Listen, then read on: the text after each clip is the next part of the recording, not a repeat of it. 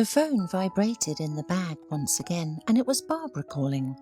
She asked Noelle to drive to the gas station and pick up a puppy that someone had thrown away. Helping animals in need was a regular thing for Noelle.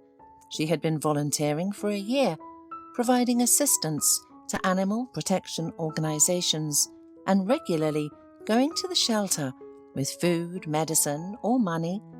As a veterinarian, she examined and treated her wards without delay. Sometimes, like today, she was asked to pick up and bring an animal that had been in trouble. "Noelle, honey, hurry up," Barbara's voice sounded on the phone. "Otherwise he'll create even more trouble. They're chasing him with a stick, but he runs away and comes back. Some bad man threw the little one out of the car right at the gas station." Noelle realised that she would find it difficult to catch the puppy on her own. The scared animal usually didn't willingly go into the hands, but there was no way out. She caught a taxi and rushed to the gas station. The scene that greeted her was both comical and tragic. A mongrel puppy, about 5 to 6 months old, was running around the station's territory. His long, thin legs flashed in the air, and a gas station attendant, armed with a broom, ran after him, cursing. "Stop scaring him," Noelle shouted. "You'll only worsen it. He's going to get hit by a car." "Let him get hit. I'm sick of chasing him," the fierce attendant gasped. But an accident could happen. Noelle tried to reason with him. The man spat loudly, reloaded his terrible curse into his verbal gun, and sat aside to rest. "Go get him yourself if you're so smart." The puppy hid behind bushes nearby and also seemed to have decided to gather strength. No matter how hard Noelle tried to lure him out, she couldn't handle it alone. Meanwhile, an old motorcycle pulled up at the gas station. A guy was driving it, and the girl decided to ask him for help. The guy didn't refuse. He rolled the motorcycles aside, and the two of them went to catch the disturber of public peace. Finally, the big-eared bandit was caught and placed in a carrier. It was difficult for him to fit in, and it wasn't worth keeping him there for long. Timothy, as the guy was called, offered to take Noelle and her catch wherever she needed to go. That day, one more zoo volunteer joined the team because since then, Timothy often came to the shelter on his old motorcycle. He helped feed the dogs and cats, cleaned the cages, and played with them. So he became friends with Noelle and soon became her boyfriend. Timothy named the puppy Bandit, and after all the necessary examinations and vaccinations, he moved to live with the guy at home. When Noelle came to visit, the puppy's excitement knew no bounds. The girl quickly became friends with Timothy's mother, Mrs. Oliphant, who had raised her son alone. They lived simply without much wealth. The only riches Timothy had was his familiar to Noelle motorcycle, inherited by his grandfather. Now he also had Bandit, their shared treasure and talisman. Mrs. Oliphant was a very kind woman who immediately treated Noelle as her own daughter. Being near the sweet, caring woman made Noelle feel warm and cosy, which was unusual for her since she grew up in entirely different, special conditions. Timothy was upset that Noelle didn't want to introduce him to her close ones, and she didn't want to explain the reason for a long time. And when Timothy made Noelle a proposal, he put her in a situation where she just had to introduce him to her family. Finally, she revealed the truth she had been hiding from her acquaintances and him for a long time. Her parents were very famous and wealthy people. Noelle lived separately from her parents in a small apartment. She dressed ordinary. She didn't engage in cool entertainment, nightclubs, or a burning life. She studied at a veterinary college, and none of her classmates and volunteer friends even suspected who her father was. When Noelle turned 18, she received the right to dispose of a modest inheritance from her grandfather. She received a small but neat apartment in a residential area, and a modest income from a deposit in her name.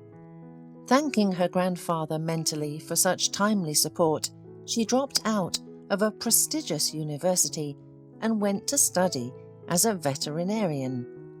She wanted to gain practical skills and engage in her favourite business. Noelle was happy.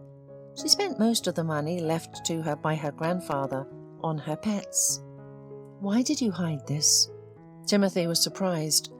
"I understand if you were a member of a mafia family or the daughter of criminals. Your parents are just wealthy people." "You have no idea what you're talking about at all." Noelle was not amused. "You just don't know such people. They look at those who have a lower income and social status as plebeians, and this is arrogance, constant pomposity. You have no idea how difficult it is for me with them." Timothy grew up in love and trust, in a family where people always respected others regardless of their social status. It was wild for him to hear such things from Noelle. But Noelle continued her conversation. It turned out that she was the daughter of a famous businessman, Paul Fisher. Unlike their eldest son, the girl had always been the black sheep in the family, which they tried hard to repaint. When she left the second year of the most prestigious university and went to study as a veterinarian, her parents announced that they didn't want to know their daughter, and they wouldn't give her a penny until she came to her senses and returned to school. Can you imagine? Since childhood, I dreamed of healing animals, but they wanted me to become a diplomat, Noelle said. "Tell me, please, what is the passion of people to cut everyone into a comb? What do you need to be happy?" "I haven't really thought about it. What I want is for you to be by my side, for my mother not to be sick, for me to have a job that I love, for my friends to be loyal, for us to have a family and kids, and also for there to be no wars," Timothy replied. "Well said. But the values of my family are wholly different. I'm afraid to even imagine what will happen if they find out what I do besides studying at the veterinary school. Volunteers are ranked somewhere between beggars and layabouts by them, and they consider us almost the most useless people. They're ashamed of me, just because I had the courage to follow my dream, my own dream, not someone else's." Noelle was terribly nervous. She couldn't bring herself to tell Timothy that she couldn't introduce him to her parents, because both he and his mother were considered lower class by them. This thought was unbearably cruel and disgusting. Noelle literally hated her relatives for the way they divided people, worthy and unworthy of attention, kings of life and their servants. As long as she still lived with her parents, she constantly had to find excuses to avoid meeting decent guys whom her mother tried to set her up with. "Noelle, where are you running away to again, my dear? My friend Helena and her son will be here soon. Do you remember Craig? Such a charming young man. I think you should take a closer look at him. His family has 3 car dealerships in the city centre, a chain of car washes throughout the region, and real estate in Nice." "Yes, and Craig has a woman in every French town, Mum." "I'm not judging, Mum, don't get me wrong. It's not my business, and let him live the way he wants." "But why are you trying to marry me off to him? You don't care if we're happy, as long as we have money, right?" 3 years had passed since Noelle started her independent life. She was finishing her studies. Her parents had almost resigned themselves to the fact that their family had its own black sheep and had placed all their hopes for decent, in their understanding, offspring solely on Noelle's older brother. He fully corresponded to all their ideas about what young people in their circle should be like. He graduated from a prestigious university. Then the father took him to work in his company, taught him everything, and prepared his replacement. In the last year, the father's health had deteriorated significantly. Unfortunately, he had no idea that his son would become a gambler and that in just a few years he would be proud of his daughter and curse the day when he decided to entrust his company to his son, who would soon lose everything that his father had achieved in his entire life. But that would be later, and right now, Noelle had no time for her parents and their moralizing. She loved Timothy with all her heart. They often rode together on the bike, and Noelle, clinging to her fiancé with all her body, felt like the happiest person on earth. However, Noelle still had an important conversation with her parents ahead of her. She needed to tell them about her upcoming wedding and introduce them to Timothy. To prepare for the conversation, she became a model daughter for a few days, attending family dinners and events she previously ignored. "Mum, I wanted to talk to you today. Our conversation will be serious, so don't plan anything for tonight. I've already invited my guest, and I want you to meet him without any extra witnesses," she warned her mother in advance. "Sweetie, are you bringing a groom?" Her mother's face showed obvious interest, which was immediately replaced by suspicion. "Is he from a decent family? Who is he? I hope we won't be ashamed of your choice." "Mum, please don't start." "I sense a catch here. Who is this man?" "Timothy. He's an ordinary guy. He's not a banker or a businessman. His mum and he only have a 2-room apartment in a residential area and an old motorcycle. But I love Timothy, and I really want you to accept him as your own." "Motorcycle? 2-room apartment? Does he live with his mother? What are you talking about? Have you lost your mind? There can be no talk of any Timothy in our house, not even for a second. And this ragamuffin won't have his foot in our house." "Fine, Mum. Then I'm a ragamuffin too, just like Timothy. By the way, Mum, I've been a volunteer all this time. I did all kinds of dirty work, you know. I cleaned up after flea-infested dogs and treated cats with ringworm," said Noelle, who decided to set the record straight once and for all.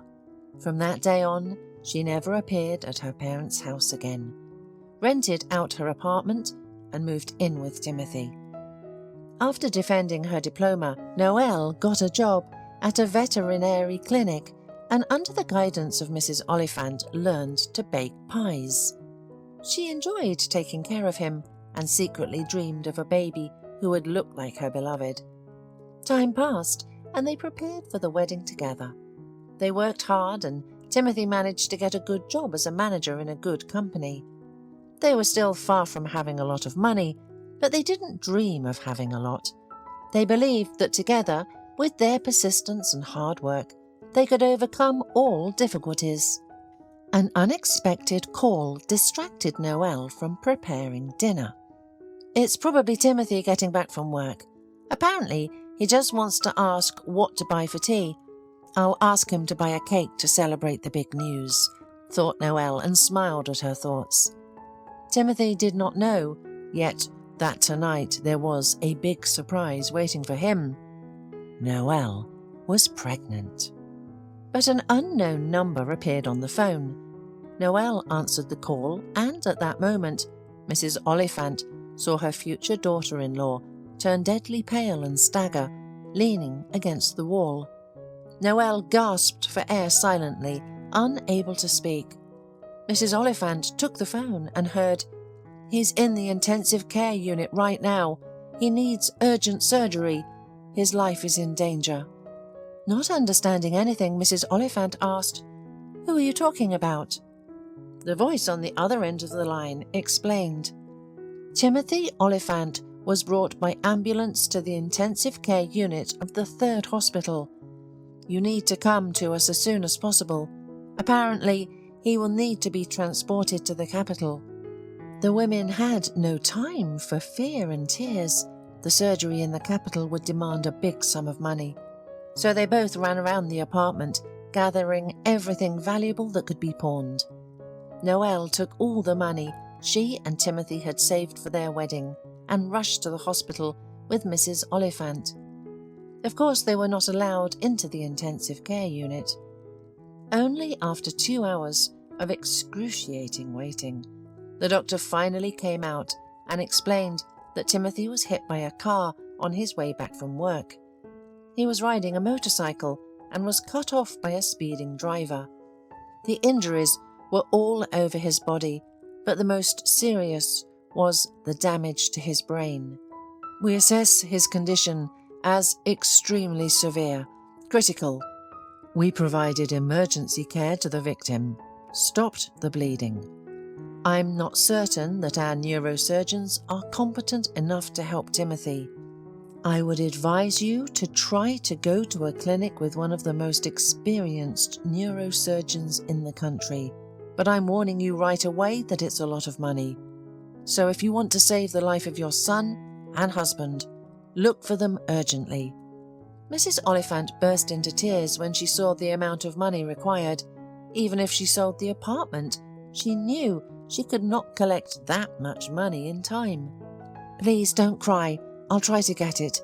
I'll sell my apartment. It's more expensive. We'll save Timothy. But there was simply no time and strength to deal with realtors and all the formalities at the time, and Noelle decided to turn to her parents. She was ready for any humiliation before them, just so they would give her money on credit and help save the father of her future child. She stormed into her parents' house with her hair dishevelled, tearful and blushing. Her appearance scared her relatives, but they were too angry with their daughter to rush to her and ask what had happened. "Why are you bursting into the house like a crazy person?" her father asked sternly, as if nothing had happened. "Dad, I really need money. My Timothy is dying. He urgently needs surgery in the capital. Please save him. Give me money on credit, only on credit. I'll sell my apartment, I'll pay everything back. But I need it urgently, very urgently. Do you understand?" "You left home. You abandoned your father and mother. And now you want to talk to us about money that you always despised." Her father's nostrils flared with anger. "You won't get a penny from me. Let your boyfriend die. It'll be better for everyone." Noelle looked at her father with disbelief. She was used to his arrogance, but she never expected to hear such terrible, soulless words from him. She turned to her mother and saw the cold indifference in her eyes. Her mother shook her head and said, "Your father is right. You have no right to ask us for money. You betrayed us when you got involved with that ragamuffin. We hope your madness will pass soon, and we're not going to interfere in that man's troubles." Her parents walked past her and left the room in silence, clarifying it for Noelle that pleading with them was useless. She already knew this, as well as the fact that she had lost her parents forever. She ran out of the house, realizing she would never return. "Nicole, my dear," a voice came from the garden. Under the open window of the living room, where the most disgusting conversation of her life had just taken place, Noelle saw her grandmother, the only person in their family whom she loved and who had always been on her side. "I heard your conversation. My son is very upset with you. He doesn't understand how cruel he's being, but he just wants you to obey his will," the elderly woman said, as if justifying her son. "And I don't want you to suffer. Look what I have." She handed Noelle a gold credit card that she always kept in a small purse. "Do you know that your grandfather left us an inheritance? Less for you," the old woman smiled slyly, "and more for me. He was a smart man and understood that young people couldn't be given fish. It's enough to give them a fishing rod so that they can learn to catch it themselves. But sometimes there are moments in life when we have to act quickly and help each other. I haven't spent my money. I haven't even withdrawn the interest. I don't need much. I think a decent amount has accumulated there. I don't need it, but you and Timothy have to live. Take this money and save your beloved." "Grandma, my dear, may God bless you. I will be forever grateful to you," Noelle cried, kissing the elderly woman. Without wasting a minute, she jumped into the waiting taxi and rushed to the hospital, holding the card close to her heart, as if it were the most precious treasure. Her beloved's life depended on this piece of plastic right now. "You're too late. There's no hope." The doctor's cold voice stopped her in the corridor. "There's no point in calling a helicopter. It won't make this flight. It's better to take care of the funeral. Most likely Timothy won't live until morning." Mrs. Oliphant sat on a chair in silence and stared at one point. She had no strength to cry anymore. She was in a stupor. But the doctor's words angered Noelle. "No, he won't die," she shouted, and pushing the doctor and the nurse aside, burst into the intensive care unit. She was looking for her Timothy. Ignoring the staff's attempts to stop her, Noelle burst into the rooms and wards until she found him. Timothy lay wrapped up, looking very pale. The artificial respiration machine provided him with oxygen. His heart was still beating, and he was in a deep coma. Even a non-specialist could tell that life was leaving his young body. Carefully, as if afraid to wake her beloved, Noelle approached and lay down next to him. His body was warm and familiar, but now so helpless and inert. Noelle hugged Timothy by the neck, brought her lips to his face, and whispered hotly in his ear, "Timothy, my dear, live. Please, fight. Believe that you can hear me, and put all your love and hope into every word. Timothy, my beloved, we need you very, very much. Remember, I promised you a surprise. So, you will become a father. Do you hear me? You will be a father." Her voice became louder and louder until she literally shouted into Timothy's ear, "Wake up, Timothy! I'm pregnant!" And a miracle happened. Timothy heard her. The readings on the monitor began to change. His pulse and pressure increased, and his eyelashes twitched. "Faster! Come here! He's alive! He hears me!" Noelle shouted, calling for doctors to help. Everything started moving, and after a couple of hours, the grandmother's credit card paid for Timothy's transportation by helicopter. In the capital, the operating table was already waiting for him. Hours of waiting passed, with no guarantees of successful completion of the complex operation. Only Noelle believed that Timothy would not abandon them with the baby, that he would fight, and they would be happy together. She held Mrs. Oliphant's hand and calmed her down. "I believe, and you should believe too. Timothy is strong. He will fight. Now he knows we will have a baby, and he will try his best." Timothy survived. He literally crawled back from the other world. After a month, they were all back home together. Even the lop-eared bandit, temporarily left in the care of volunteer friends, was nearby again. He tried to lick Timothy's face, and his wagging tail spoke more eloquently than any words about how happy he was to see his owner again. Months of rehabilitation, the birth of the baby, and so much joint effort. This year, although it was tough, once again showed Noel and Timothy how close and dear they are to each other.